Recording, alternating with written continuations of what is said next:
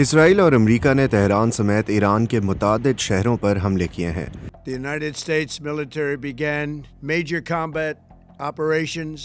امریکی صدر Donald Trump نے ٹروتھ سوشل پلیٹ فارم پر 8 منٹ کی ویڈیو میں تصدیق کی ہے کہ ایران پر حملے میں امریکہ بھی شامل تھا، اور یہ کہ امریکہ نے ایران میں اہم جنگی کارروائیاں شروع کر دی ہیں۔ اس سے قبل اسرائیلی وزیر دفاع نے کہا تھا کہ یہ قبل از وقت حملہ اسرائیل کے خلاف خطرات کو ختم کرنے کے لیے کیا گیا ہے۔